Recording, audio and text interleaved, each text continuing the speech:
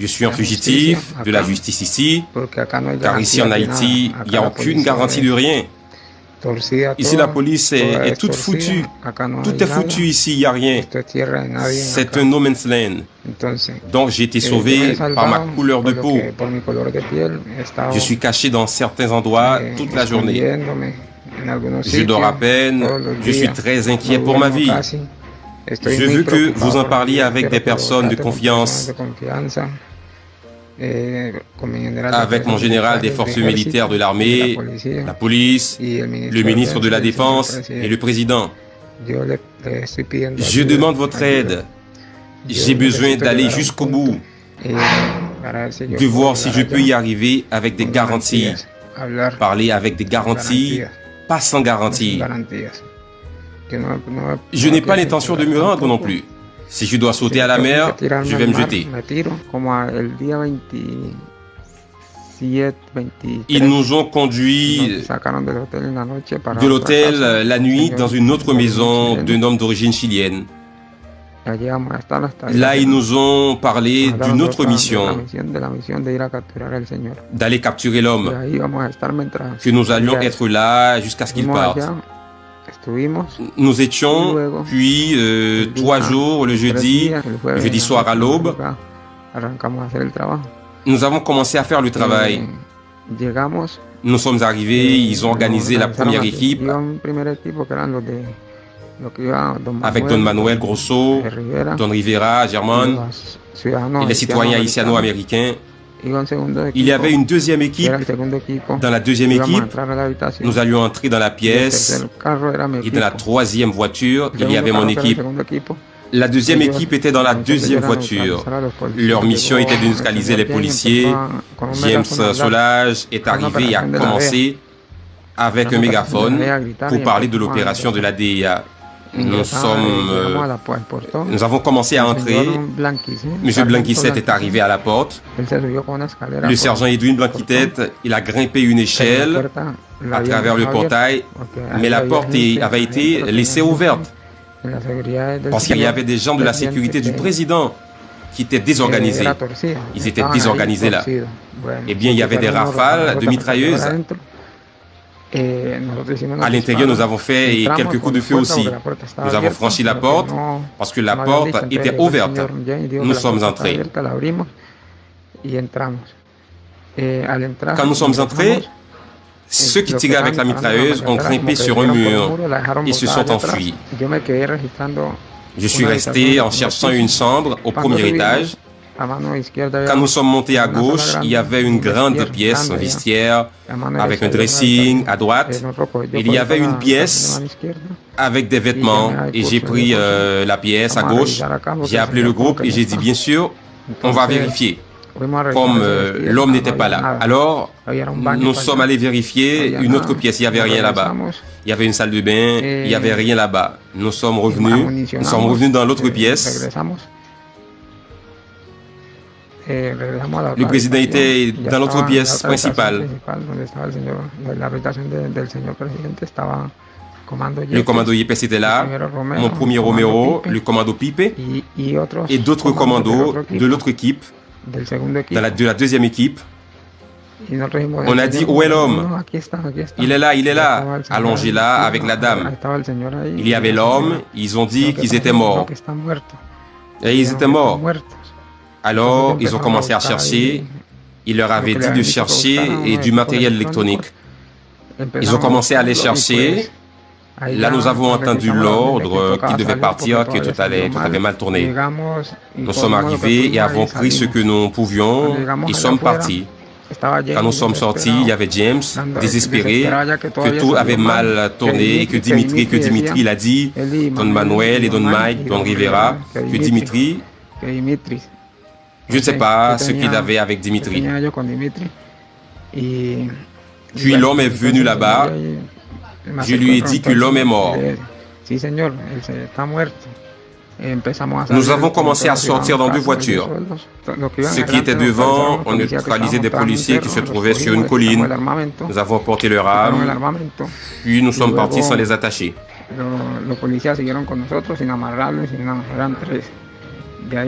Au bout d'un moment, une autre patrouille est arrivée. Les hommes sont arrivés, rien ne s'est passé.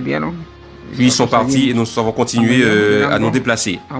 Quand nous arrivions près du Grand Parc, il y avait un barrage de la police qui était là. De là, 2 voitures nous ont dépassés et ils ne nous ont pas laissé passer. M. James et M. Blanco ont commencé à dire qu'ils étaient de la DEA. Ils nous ont bloqués là. Ils sont restés dans cette position toute la journée. Ils ont appelé tout le monde, un certain Arcangel, M. Antonio, Tony. Ils ont appelé beaucoup d'autres personnes pour les sortir de là et rien.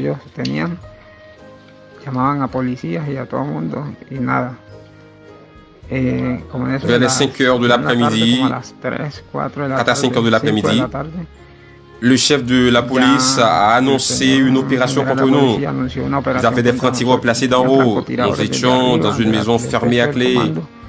Derrière nous, il y avait des escaliers, ils montaient, mais il y avait un mur pour pouvoir sauter. Et à peine que l'un d'entre nous a bougé, ils nous ont tiré dessus. Ils ont tout endommagé, les fenêtres de la maison, en nous tirant dessus.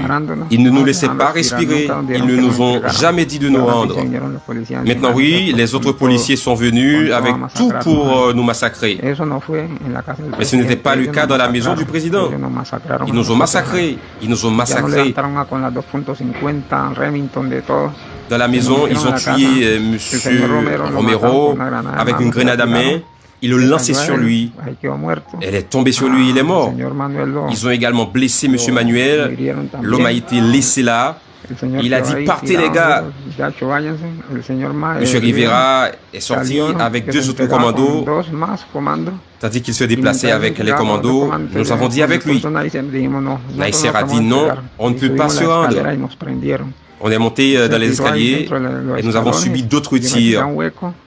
Moi, je me suis jeté dans un trou, je me suis couvert avec un carton. Je suis resté couvert là jusqu'à ce qu'il fasse nuit. Je pouvais à peine bouger parce qu'ils avaient continué à tirer et à tirer. Si je bougeais, ils m'auraient tué. Et M. Manuel nous a dit, ne tirez pas sur les policiers, car les choses se compliqueront pour nous si nous tuons un policier. On n'a jamais tiré. On les a épargnés. Ils ne nous ont pas épargnés. Ils nous ont criblés. Nous étions à court de munitions et les coups que nous tirions étaient juste en l'air ou sur les murs. Quand je suis parti, il était 7 à 8 heures. Il faisait noir. Je suis sorti en douceur. J'ai remonté un ravin, pas les escaliers, j'ai remonté un ravin. J'ai enlevé mon gilet, je suis allé me coucher un moment. Et c'est là que j'ai entendu un cri de Manuel qui voulait de l'aide. Quand boum, les messieurs qui étaient sur la route ont bougé. Ils sont montés boum et ils lui ont tiré dessus. Ils l'ont tué. Ils ne l'ont pas épargné. Et bon, je suis resté seul. J'étais le dernier. J'ai été seul. J'ai escaladé le mur. Je me suis jeté sur la route. J'ai pris la main gauche.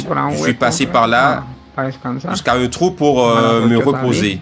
Genre 8 heures du soir, je suis parti. Je suis retourné du côté droit.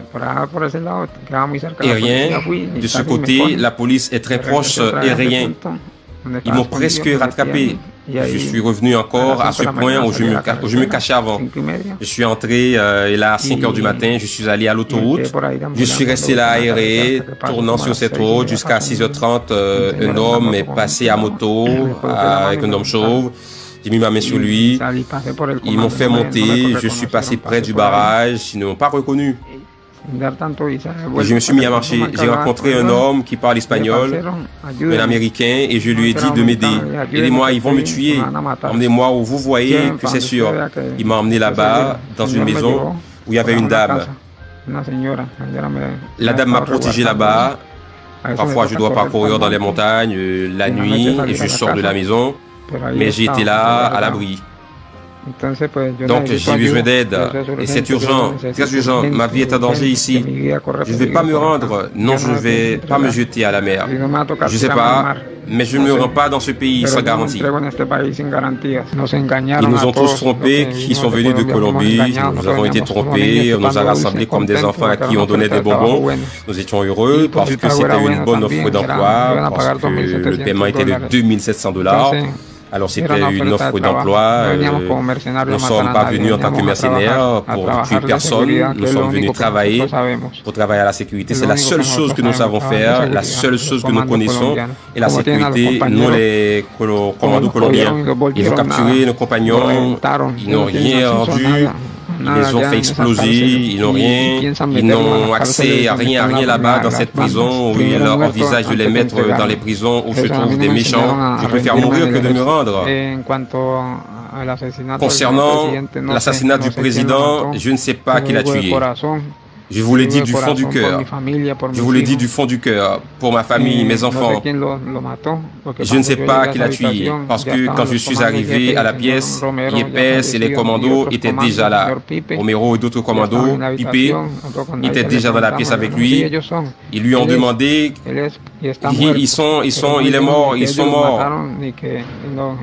Maintenant, eux, ils sont là, en prison, essayant de sauver leur peau. Ils blâment ceux qui sont morts. Ils espèrent sauver leur peau là-bas, au détriment de ceux d'entre nous qui ne sont pas prisonniers.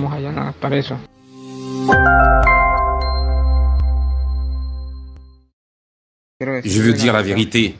Je veux dire toute la vérité sur tout ce qui s'est passé. Je suis un fugitif de la justice ici, car ici en Haïti, il n'y a aucune garantie de rien. Ici, la police est toute foutue. Tout est foutu ici, il n'y a rien. C'est un no man's land. Donc, j'ai été sauvé par ma couleur de peau. Je suis caché dans certains endroits toute la journée. Je dors à peine. Je suis très inquiet pour ma vie. Je veux que vous en parliez avec des personnes de confiance, avec mon général des forces militaires de l'armée, la police, le ministre de la Défense et le président. Je demande votre aide. J'ai besoin d'aller jusqu'au bout, de voir si je peux y arriver avec des garanties. Parler avec des garanties, pas sans garantie. Je n'ai pas l'intention de me rendre non plus. Si je dois sauter à la mer, je vais me jeter. Ils nous ont conduits de l'hôtel la nuit dans une autre maison d'un homme d'origine chilienne.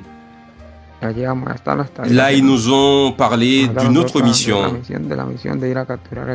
d'aller capturer l'homme, que nous allions être là jusqu'à ce qu'il parte. Nous étions, puis 3 jours, le jeudi soir à l'aube, nous avons commencé à faire le travail. Nous sommes arrivés, ils ont organisé la première équipe avec Don Manuel Grosso, Don Rivera, Germán et les citoyens haïtiano-américains. Il y avait une deuxième équipe. Dans la deuxième équipe, nous allions entrer dans la pièce et dans la troisième voiture, il y avait mon équipe. La deuxième équipe était dans la deuxième voiture. Leur mission était de neutraliser les policiers. James Solage est arrivé et a commencé avec un mégaphone pour parler de l'opération de la DEA. Nous avons commencé à entrer. M. Blanquisette est arrivé à la porte. Le sergent Edwin Blanquitette, il a grimpé une échelle à travers le portail, mais la porte avait été laissée ouverte parce qu'il y avait des gens de la sécurité du président qui étaient désorganisés. Ils étaient désorganisés là. Eh bien, il y avait des rafales de mitrailleuses. À l'intérieur, nous avons fait quelques coups de feu aussi. Nous avons franchi la porte parce que la porte était ouverte. Nous sommes entrés. Quand nous sommes entrés, ceux qui tiraient avec la mitrailleuse ont grimpé sur un mur et se sont enfuis. Je suis resté en cherchant une chambre au premier étage. Quand nous sommes montés à gauche, il y avait une grande pièce, un vestiaire, avec un dressing à droite. Il y avait une pièce avec des vêtements et j'ai pris la pièce à gauche. J'ai appelé le groupe et j'ai dit, bien sûr, on va vérifier. Comme l'homme n'était pas là. Alors, nous sommes allés vérifier une autre pièce. Il n'y avait rien là-bas. Il y avait une salle de bain. Il n'y avait rien là-bas. Nous sommes revenus dans l'autre pièce. Le président était dans l'autre pièce principale. Le commando Yepes était là, mon premier Romero, le commando Pipe et d'autres commandos de l'autre équipe, de la deuxième équipe. On a dit, où est l'homme? Il est là, allongé là avec la dame. Il y avait l'homme, ils ont dit qu'ils étaient morts. Et ils étaient morts. Alors, ils ont commencé à chercher. Il leur avait dit de chercher et du matériel électronique. Ils ont commencé à aller chercher. Là, nous avons entendu l'ordre qui devait partir, que tout avait mal tourné. Nous sommes arrivés et avons pris ce que nous pouvions et sommes partis. Quand nous sommes sortis, il y avait James, désespéré, que tout avait mal tourné et que Dimitri l'a dit, Don Manuel et Don Mike, Don Rivera, que Dimitri, je ne sais pas ce qu'il avait avec Dimitri. Puis l'homme est venu là-bas. Je lui ai dit que l'homme est mort. Nous avons commencé à sortir dans deux voitures. Ceux qui étaient devant, on neutralisait des policiers qui se trouvaient sur une colline. Nous avons porté leur arme, puis nous sommes partis sans les attacher.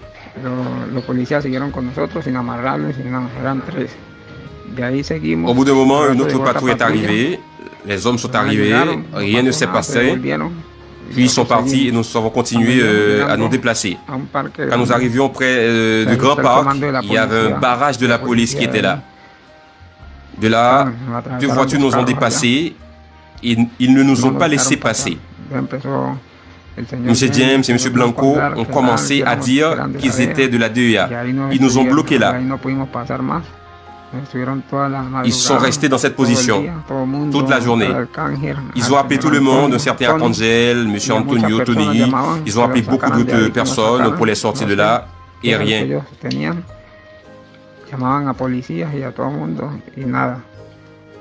Vers les 5 heures de l'après-midi, 4 à 5 heures de l'après-midi, le chef de la police a annoncé une opération contre nous. Ils avaient des francs-tireurs placés d'en haut. Nous étions dans une maison fermée à clé. Derrière nous, il y avait des escaliers, ils montaient, mais il y avait un mur pour pouvoir sauter. Et à peine que l'un d'entre nous a bougé, ils nous ont tiré dessus.